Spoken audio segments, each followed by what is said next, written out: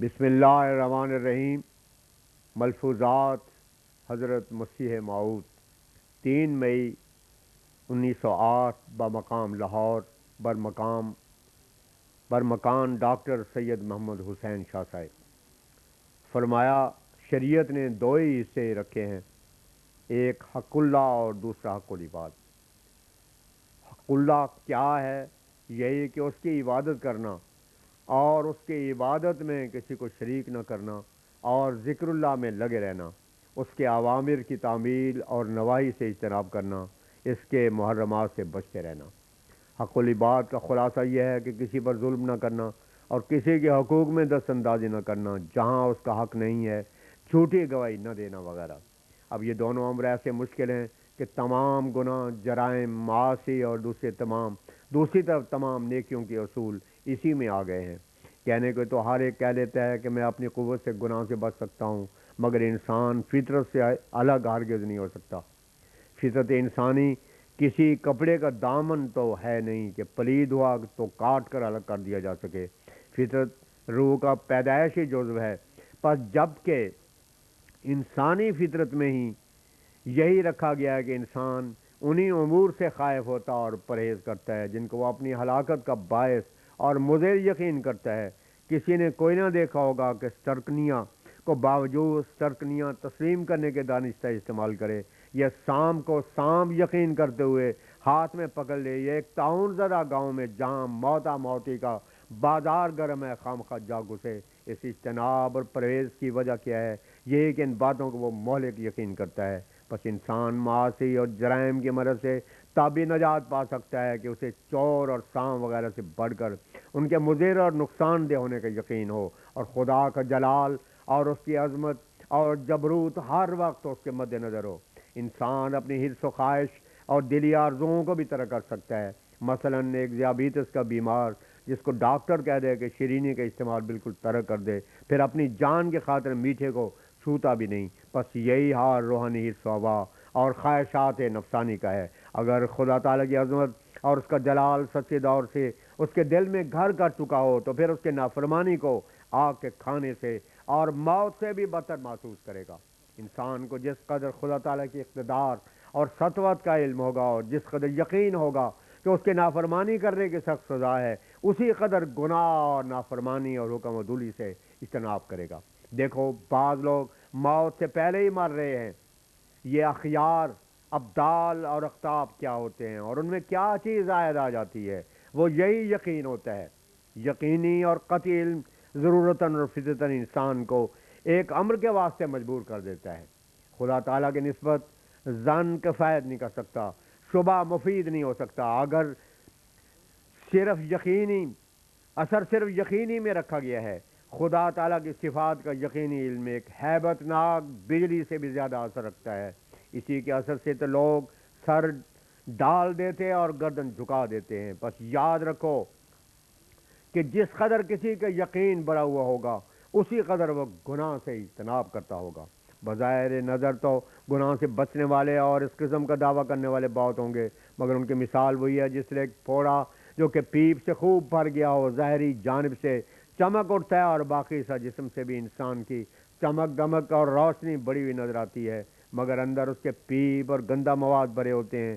گناہ سے بچنے کے آثار بھی تو ساتھ ہوں۔ روشنی، دھوپ اور گرمی اس بات کا شاہد ہیں کہ آفتاب نکلا ہوا ہے، مگر جو شخص کے رات کے وقت کہتا ہے کہ آفتاب چڑھا ہوا ہے حالانکہ آفتاب کے آثار نہیں، اب بتاؤ کہ کوئی اس کے بات کو باور کرے گا؟ ہرگز نہیں۔ پس یہی حال ان لوگوں کا ہے جو کہتے ہیں کہ ہم اللہ پر ایمان لاتے ہیں، حالانکہ اس ایمان کے آثار یعنی گناہ سے بکلی نفرت اور پھر اس کے آثار کو خدا تعالیٰ کے فیوز و برکات اور تائیدات اور سچی پاکیزگی، تقوی اور طہارت ان میں مفقود ہوتے ہیں۔ یہ بات کہ انسان خدا تعالیٰ کی رضا کے خلاف کاموں سے بالکل دستکش ہو جائے اور گناہ اور خدا تعالیٰ کے نافرمانی اسے آگ کھانے سے بھی بدتر نظر آوے اور خدا تعالیٰ کے مقابلہ میں کسی دنیاوی جاہ و جلال کا روب داب اس پر اثر نہ کرے، بلکہ یہ معاذ اللہ کو بجوز ارادہ الہی کسی کے نفع اور ضرر پہنچانے میں ایک مرے ہوئے کیڑے کی طرح سمجھے اور ایسا ہو جاوے کہ اس کا سکون اور اس کی حرکت اور اس کے تمام افعال خدا تعالیٰ کی مرضی کے تابع ہو جاویں اور یہ اپنے آپ سے فنا ہو کر خدا میں فنا ہو جاوے، اور یہ اپنے آپ سے فنا ہو کر خدا میں محو ہو جاوے۔ یہ تمام امور انسانی طاقت سے بالا تر ہیں، انسان کی اپنی طاقت نہیں کہ ان سب فضائل کو حاصل کر سکے اور تمام رذائل سے بکلی پاک ہو سکے۔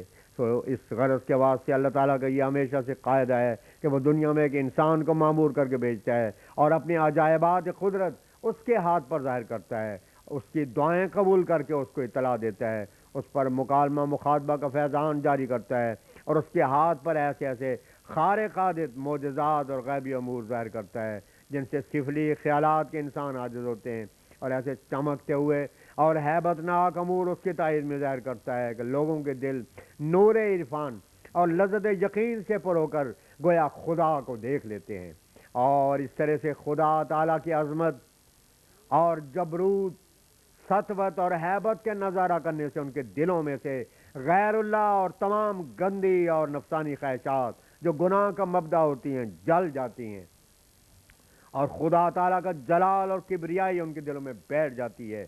غرض اس طرح سے وہ ایک جماعت پاک دل انسانوں کے تیار کر دیتا ہے۔ گناہ سوز حالت جب ہی پیدا ہوتی ہے جب کہ خدا تعالیٰ اپنے جلال اور ہیبت کو دنیا میں ظاہر کرتا ہے، اور جب اس کے جبروت و سطوت کا دورہ ہو کر دنیا پر ایک خیری تجلی ہوتی ہے، اور جس طرح ایک خطرناک بجلی جس میں خوفناک کڑک اور آنکھوں کو خیرہ کر دینے والی چمک ہوتی ہے دلوں پر اپنا تسلط اور روب بٹھا جاتی ہے، اسی طرح اس معمور کے زمانے میں خدا تعالیٰ کی جلالی سوا جلوہ گر ہو کر دنیا میں ایک پاک تبدیلی پیدا کر جاتا ہے۔ دیکھیے، اگر آپ کے پاس ایک آدمی نہایت ردی اور خستہ حالت میں آوے، خواب و در حقیقت بادشاہی کیوں نہ ہو، آپ پر اس کا کوئی اثر نہ ہوگا اور آپ اس کے آنے کی کچھ پرواہ نہ کریں گے، بلکہ اگر وہ کچھ کہنا چاہے گا تو آپ حقارت سے اس کی بات کی طرف بھی متوجہ نہ ہوں گے۔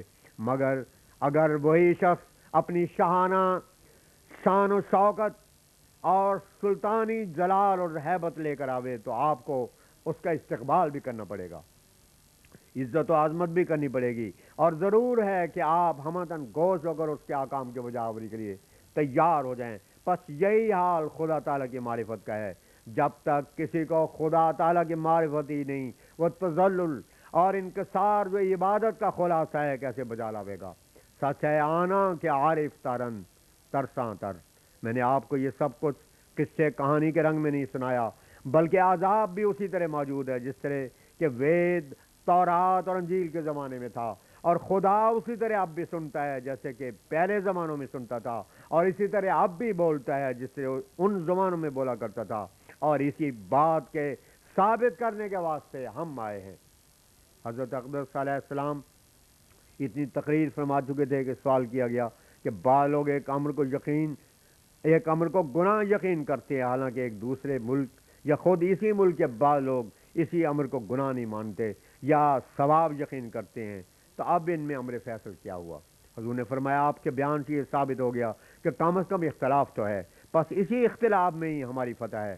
ایک مومن اور معتاد انسان کی شان سے یہ بالکل بعید ہے کہ وہ مختلف امور کو اختلاف کرے، مختلف امور کو اختیار کرے۔ مثلا آپ ہی کے سامنے ایک کھانا رکھا جاوے، اتنے میں کوئی شخص آپ کو یہ بتا دے کہ اس کھانے میں زہر کا احتمال ہے، اب آپ ہی فرمائیں کہ کیا آپ اس کو استعمال کریں گے؟ میں تو ہرگز یقین نہیں کر سکتا کہ ایک ایسا آدمی جس کو اپنی زندگی عزیز ہو اس کا ایک لقمہ بھی کھا سکے۔ بے شک یہ سچی بات ہے کہ دہریہ ایک بے باکی کا طریقہ اختیار کرتا ہے، مگر اس کو یہ نہ سمجھنا چاہیے کہ یہ امر اس کے واسطے مضر نہیں اور وہ بچ گیا ہے، بلکہ بات یہ ہے کہ جس طرح ہر درخت کے پھل لانے کا ایک معین وقت ہوتا ہے، اسی طرح ہر زہر کے اثر کا بھی ایک وقت مقرر ہوتا ہے۔ بعض زہر ایسے ہیں کہ ہاتھوں ہاتھ اپنا اثر دکھا دیتے ہیں، بعض گھڑی اور بعض گھنٹے کے بعد، اور بعض کی میعاد اس سے بھی زیادہ کئی دنوں کی ہوا کرتی ہے۔ عقل مند انسان کو دیکھنا یہ چاہیے کہ اتنے نامی اور مشہور اوتار، نبی، رسول جو لاکھوں لاکھ دنیا میں آئے، انہوں نے دنیا میں کیا راہ قائم کی؟ اچھا آپ ہی بتائیں کہ مہذب فرقے کے لوگ چوری، جھوٹ، زنا وغیرہ امور کو کیسا خیال کرتے ہیں؟ بس اب یقین جانیں کہ خود یہ اختلاف ہی ظاہر کرتا ہے کہ واقعی وہ امور جن میں اختلاف کیا گیا ہے گناہ ہیں۔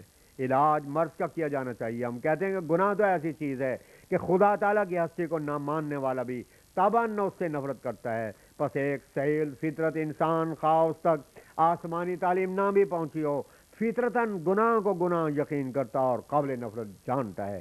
دوم یہ کہ بعض امور جو ممنوعات میں سے ہوتے ہیں وہ قانون اور باریک حکمت کے خلاف ہوتے ہیں، اور خود انسان کے اپنے حق میں یہ بنی نوع انسان کے واسطے بھی ان کا ارتکاب مضر ہوتا ہے۔ مثلا زنا سے زانی کو عاشق، سزاق وغیرہ خطرناک امراض لاحق ہو کر وبال جان ہو جاتی ہیں۔ بس یاد رکھنا چاہیے کہ نہ خدا نے گناہ سے اس واسطے روکا ہے کہ اس میں کوئی نقصان متصور ہے، اور نہ نیکی کی اس واسطے تاکید فرمائی ہے کہ اس میں اس کا کوئی فائدہ ہے، بلکہ یہ اس کا رحم ہے کہ اس نے ایسے امور جو خود انسان کے اپنے ہی واسطے مضر تھے، یہ بنی نوع انسان کے واسطے مضر تھے، ان سے روک دیا، اور یہ اس کا کمال رحم ہے۔ وہ چونکہ قدوس اور پاک ہے، اس کی قدوسیت اور پاکی کا تقاضا ہے کہ دنیا میں نیکی پھیلے، ورنہ انسان اگر بے قید ہو کر بدی اور گناہ کرے گا اور ممنوعات شریعہ کا ارتکاب کرے گا تو اس کا وبال بھی خود ہی برداشت کرے گا۔ خدا تعالیٰ کے اس میں کچھ نقصان نہیں۔